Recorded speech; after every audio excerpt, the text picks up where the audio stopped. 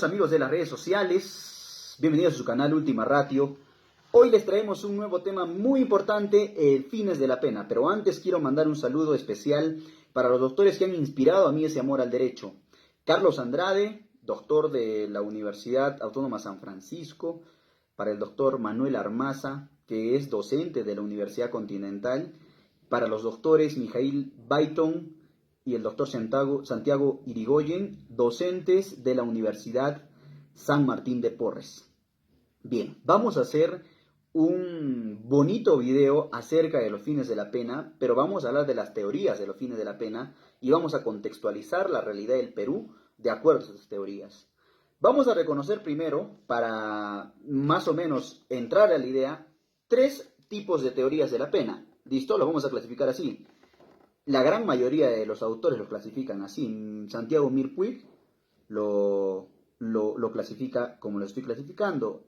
Roxin también. Zaffaroni incluso va un poquito más allá y toma otras teorías y las incluye, pero en realidad tiene la misma estructura. Por ahí Ferrajoli hace otro tipo de distribución y el que sí se va lejos de esa clasificación es Fontán Balestra, que habla de un tema totalmente, bueno, muy diferente a la estructura que les voy a dar el día de hoy. Y bueno, otro doctrinario, y otros doctrinarios los van a guardar en base a esta figura. Tres grupos entonces de teorías fines de la pena. En el primer grupo vamos a ubicar las teorías absolutas, ¿listo? También conocidas como las teorías de la retribución. En el medio vamos a tener las teorías relativas o también llamadas teorías de la prevención, ¿listo?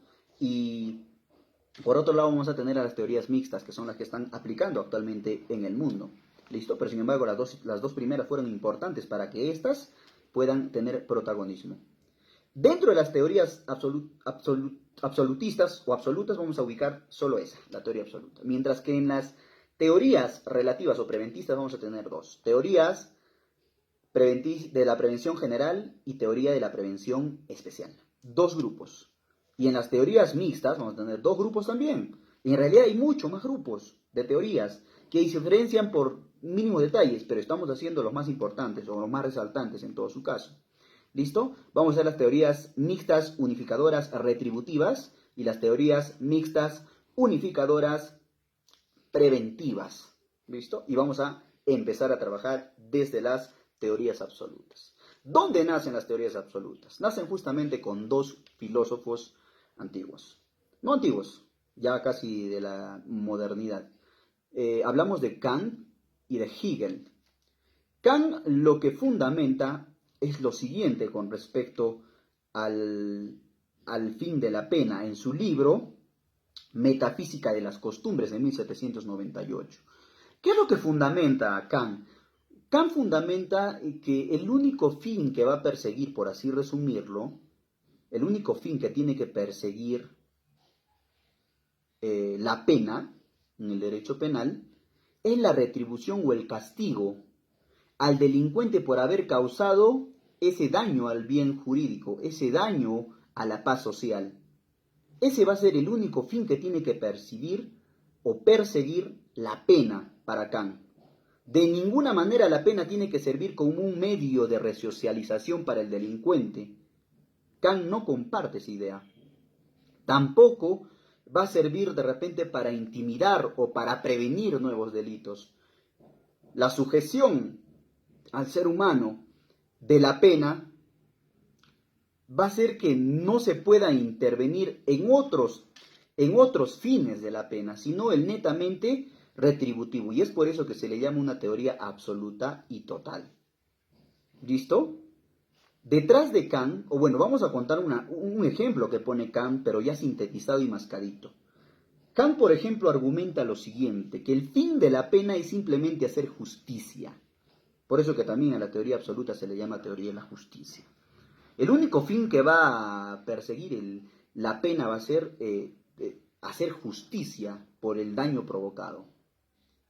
Y él fundamenta, si mañana fuera el fin del mundo y hoy tenemos a 20 personas que tenemos que conminarles una pena, ¿qué se tendría que hacer? De repente ahorita nosotros nos pondríamos a hacer de filosofía un poquito y dijéramos, Pero ¿para qué los vamos a meter a la cárcel si mañana vamos a dejar de existir? No tiene ningún sentido, no tiene ningún fin la pena que le vamos a poner a estos 20 delincuentes. Pero Kant dice lo siguiente: así mañana dejara de existir la tierra y dejara de existir la civilización, se tiene que retribuir el daño causado. Se tiene que aplicar una pena a esas 20 personas, a pesar de que mañana no sea un día de extinción para la raza humana. A ese pensamiento y raciocinio llega Kant. Y dice que el único fin de la pena es la retribución y hacer la justicia por el daño causado al bien jurídico.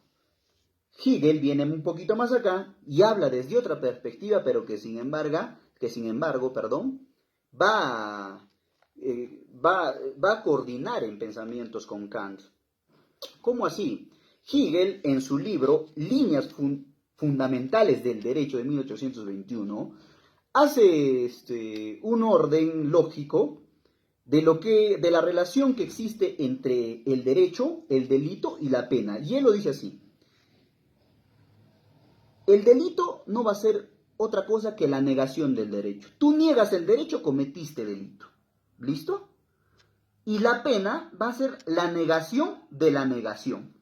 Y si tú niegas en lógica 2 veces, ¿qué pasa? Menos por menos, más. Lo conviertes en positivo. Entonces, si el delito lo que ha hecho es con el derecho negarlo, y es por eso que se te conmina una pena, la pena justamente va a negar el delito para restablecer el derecho. En otras palabras, el delito lo que va a hacer es justamente retribuir el daño que se le causó al derecho por un delito. Eso es lo que deduce Hegel y, bueno, coordina con Kant en las ideas y también define que el único fin de la pena va a ser la retribución. Ahora, vamos a ver que dentro de estas teorías absolutas, vamos a ver que va a estar inspirada, por ejemplo, en el Justa Leonis, el ojo por ojo, diente por diente. La Iglesia Católica lo ha aplicado siempre. El sistema inquisitivo se basa bastante, los sistemas inquisitivos procesales se basan bastante en este tipo o en estas teorías de fines de la pena. En realidad ha tenido una gran valoración entre el siglo XVIII, XIX y XX esta teoría. Entonces es una teoría importante que hemos tenido que analizar. Espero que haya quedado claro, porque ahora vamos a pasar a la siguiente teoría. A ver, chicos, vamos a continuar entonces, mira, con el tema. Está muy interesante y nos va a quedar corto el tiempo. Teoría de la prevención especial y teoría de la prevención general, que son teorías relativas. Ya no estamos hablando de teorías absolutas, sino de teorías relativas. ¿Listo? Vamos a empezar por la teoría de la prevención especial. Justamente la teoría de la prevención especial se va a encontrar contraria a la teoría absoluta. A diferencia de lo que dice la teoría absoluta, que para lo único que sirve la pena es para retribuir el daño causado, la teoría de la prevención especial dice no. La pena, la aplicación de una pena tiene que tener un fin en la sociedad, pero directamente en el delincuente. Es por eso que se llama teoría de la prevención especial, especial en el delincuente. Tiene que haber una prevención en ese delincuente que cometió el ilícito penal. Ahí es en donde fundamenta este tipo de teorías justamente toda su estructura dogmática. Esta teoría relativa va a nacer desde Platón inclusive con otro filósofo, Protágoras.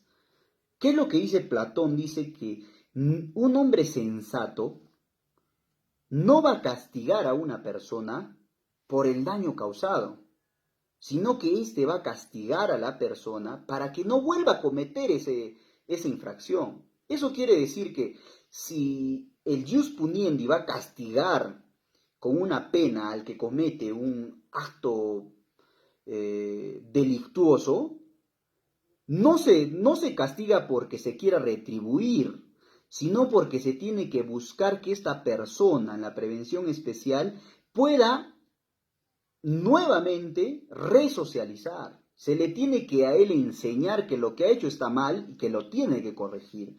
Eso es lo que fundamenta Platón. El portavoz más importante va a ser en este tipo de teorías Frank von Lis, aquel que tiene su teoría del delito también y uno de los padres del derecho penal moderno. Listo. Von Lis hablaba de tres funciones de esta prevención. Primero, de la intimidación. ¿A quién? Al delincuente con la combinación de una pena. Mira, te estoy poniendo una pena de 4 años. Te va a doler estar 4 años en la cárcel. Te intimido porque ya no vas a querer volver a cometer el delito en el futuro. Te tiene que asegurar a la comunidad del delincuente. ¿Cómo así? Otro fin es que el delincuente lo apartemos de la comunidad y no pueda él influir su carácter delictuoso en la comunidad. Y el otro va a ser el más importante y en el cual se centra también esta teoría, que es el del de corregir la conducta delictuosa. ¿Cómo lo corrijo? Resocializándolo. Y en esta resocialización vamos a hablar nosotros de tres tipos de delincuentes. El delincuente reincidente y habitual, el delincuente que lo ha hecho ocasionalmente y el delincuente que se puede corregir. Aquí es donde va a tener problemas este tipo de teorías, porque a diferencia de las teorías absolutistas que aplican el principio de proporcionalidad y dicen que de acuerdo a la culpabilidad del sujeto se le va a aplicar o se le va a combinar una pena, esta teoría, su punto flaco va a ser esto, que no tienen definido la cuantía para las penas, que si un delincuente se le tiene que combinar una pena, se va a dar la pena de acuerdo a la resocialización. Es decir, que si yo cometí un delito leve y no tengo arrepentimiento, veo que no estoy progresando en el arrepentimiento de haber cometido ese ilícito penal, yo puedo estar tranquilamente 2, 3, 4, 5 años en la cárcel hasta que yo me resocialice. Entonces no hay límites o parámetros para la cuantía de la pena. Y ese ha sido el problema que se le ha encontrado a este tipo de teorías. No saben qué hacer tampoco con los autores de delitos imprudentes. Es otro problema de esta teoría de la prevención especial. ¿Qué pasa con aquellos que han actuado con culpa y no con dolo?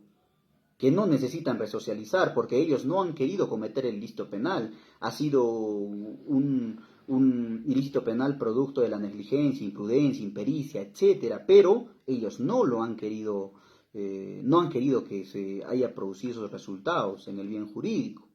Entonces, tampoco ellos saben cómo aplicar el tema de la resocialización y la cuantificación de la pena a los delitos culposos. Grave problema que tienen que resolver. Pero veamos ahora el tema de la prevención general.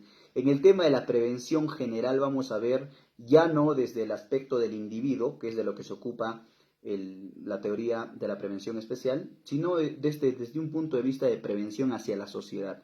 Prevenir que otras personas cometan nuevos delitos. ¿Y cómo vas a tú conseguir ese cometido? Justamente lo va a hacer Feuerbach en su teoría de la coacción o en su teoría psicológica de la coacción. Habla justamente de que se tiene que coaccionar a la sociedad a que no cometa delitos. ¿Cómo? Cuando un delincuente está a punto de cometer un ilícito penal, si sabe que en el tipo penal el ilícito que él va a cometer tiene una pena de 6 años, él lo va a pensar, dice Feuerbach. Dice, lo va a pensar y no va a cometer ese ilícito. Entonces se le va a coaccionar en la psiquis para que él no comete el delito. Entonces, una fundamentación que ya se estarán dando cuenta de esta teoría de la prevención general va a ser que mientras más grandes sean las penas, mientras más grande sea la pena, va a crear una psiquis en los individuos para que no cometan el ilícito, que lo hemos visto aquí en el Perú con el tema de la ley de feminicidio, ¿verdad? Que le da solución a la problemática. No, bueno, no vamos a entrar en esos temas, eso lo vamos a discutir al final. Bien, entonces, en esto fundamentaba la teoría de la prevención general, justamente, en que mientras la pena sea más grande, por así llamarlo, cuantificablemente sea más grande, tenga más años, el delincuente se va a sentir forzado a no cometer ese ilícito. Sin embargo, Feuerbach observa y dice, bueno, muchas veces a algunos delincuentes no les va a importar el tema de que tengan una pena cuantificablemente grande, sino de repente el hecho de que ellos sean atrapados haciendo ese ilícito penal. Aquel que tiene un ánimo delictuoso mucho mayor, de repente no le va a funcionar esta prevención. Esto lo observó Feuerbach y se dio cuenta. Pero dice que va a tener dos tipos de objetivos este tipo de prevención en general. Uno negativo y uno positivo. Negativo en el individuo intimidando a él y a la sociedad. Le conviene una pena. Está en la pena, entonces otros que van a ver que ese sujeto que robó ahora está en la cárcel, no van a querer cometer la misma acción punible. Ahí viene el primer objetivo negativo. Por el lado del objetivo positivo de esta teoría de la prevención general, vamos a ver la seguridad que le va a dar el derecho penal a la sociedad. Yo aplico penas, tres tipos de seguridad. Primero, la confianza en el derecho desde el punto de vista en que yo voy a tener en la criminalización primaria, es decir, en la creación de normas para la criminalización, voy a tener a normas que van a tener penas fuertes que va a intimidar a la sociedad y le va a hacer que se sientan seguros aquellos que no cometen actos delictuosos. El efecto de confianza que se va a aplicar cuando el juez aplique la pena. Entonces, el juez aplica la pena para un delito de homicidio de 4 años, la gente va a decir, uy, bravo, qué bien, se está cumpliendo con la ley. Hay una seguridad hacia el derecho penal, una confianza por parte del pueblo hacia el derecho penal. Y efecto de la pacificación. Una vez que el delincuente ya no esté en la sociedad, se va a respirar un aire de paz social. Y ese es otro efecto positivo que va a tener esta teoría de la prevención general. ¿Cuáles son los problemas de esta teoría? Los mismos que los problemas que tenía la teoría de la prevención especial. Que a diferencia de las teorías absolutas, no tenían bien definido el tema de la cuantificación de la pena. Y obviamente, en este caso, mientras más grandes sean las penas, la lógica de estas personas que siguen este tipo de teorías va a ser que mientras más grande sea la pena, se va a intimidar más y vamos a tener mejores resultados. Bueno, ¿cierto o no? Lo vamos a definir al final. El problema, no tienen definido el tema de la cuantificación de la pena. ¿Listo? Ese ha sido otro problema que se han visto los que defienden esta postura.